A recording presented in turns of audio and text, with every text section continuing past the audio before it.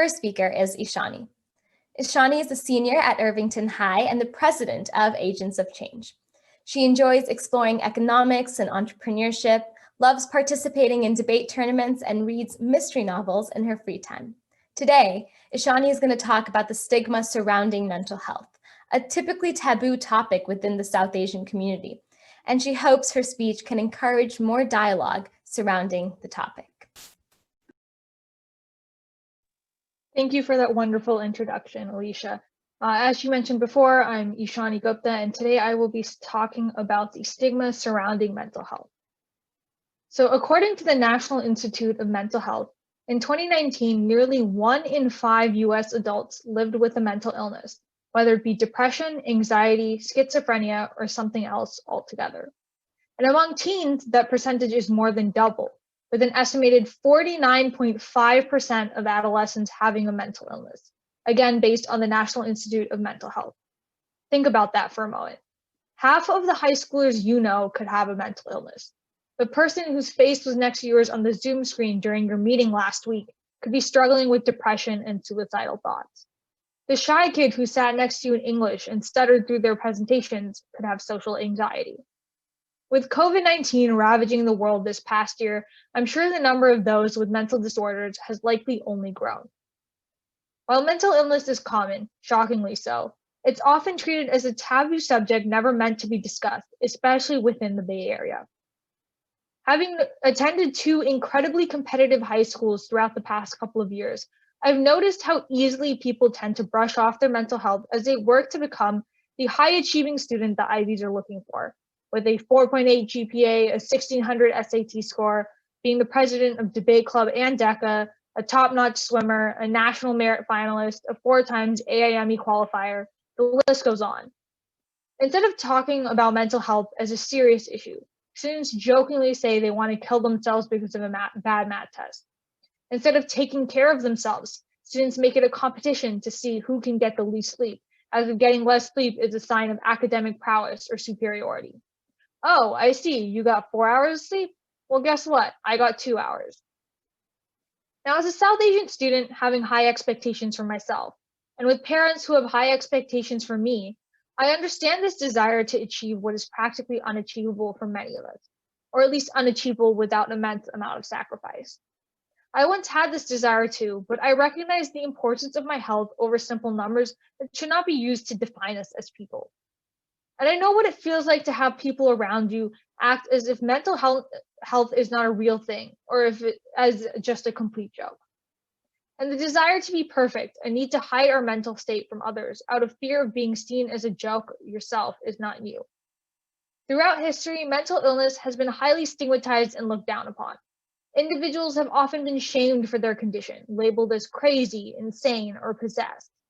In the past, some even believed that women with mental illnesses were witches possessed by the devil and other evil spirits. Hospitals and asylums were not initially built to treat the mentally ill, but instead to house them and keep them away from the general public so as not to endanger the general public. Before the Parity Act of 1996, mental health did not even receive the same type of insurance coverage as any other medical need. In fact, insurance hardly covered mental health care or clarified the type of coverage provided for the mentally ill seeking help. Even now, the mentally ill are often seen as incredibly violent, even though they are often not as violent as the general public, in part due to the media's constant association of school shootings and similar acts to those with mental disorders. And unfortunately, the stigma surrounding mental health can often only worsen one's mental health, negatively impacting relationships, education, one's housing situation, and even one's employment status. If any of you have dealt with a mental illness and have felt ashamed of it, I'm sure you've noticed the impact it has had on the relationships with your family, friends, and peers, and on your ability to learn effectively. Personally, I've seen the impact of the stigma surrounding mental health on those close to me. In 10th grade, one of my friends admitted to me that he had been struggling with depression and suicidal thoughts for years. He expressed how he constantly felt alone and unsupported, especially since his achievement-oriented family viewed mental illness negatively and at times even insinuated that they believed it was not a legitimate issue. The situation eventually reached a peak when he attempted suicide after failing a test. Instantly concerned, I reached out to the one person I could trust, my history teacher. Thankfully, my friend is doing great now and has gotten the help that he needs. This experience has given me greater insight into the horrifying impact of the stigma surrounding mental illness and has now inspired me to work on breaking down the barriers in my community surrounding mental illness.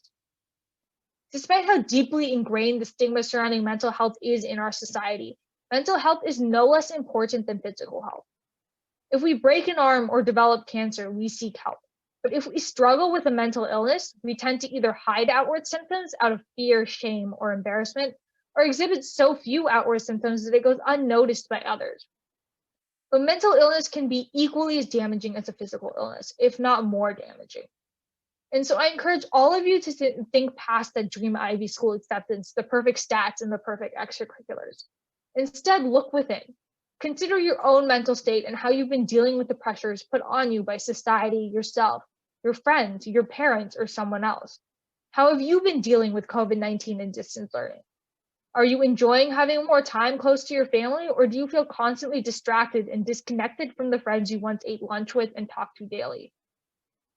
Are you able to focus when a teacher is lecturing you through Zoom, or are you just thinking about the college apps due in a week that you've yet to start, or the scheduled SAT test that might still be canceled?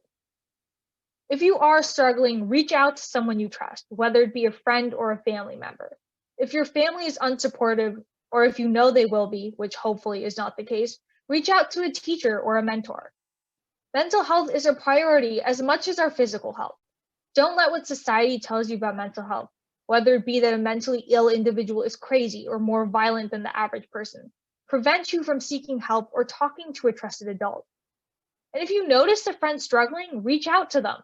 It's important that we engage in open conversations about mental health and wellness. We all need to become more open about viewing mental illness as being no different from a physical ailment. And for the adults, parents, or mentors attending this webinar, I encourage you to be more sensitive to the feelings of the students around you, whether they be your own children or those who look up to you. We never know the invisible struggles that people are going through, and it's important that we, society as a whole, begin to emphasize the importance of mental health rather than pushing mental wellness to the back burner and pretending it does not exist.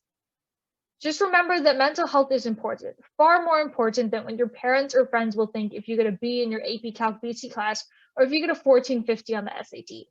Statistics don't define you. A resume can never encompass you as a human being, and society's perceptions of you and of mental illness shouldn't discourage you from seeking help. Thank you for listening.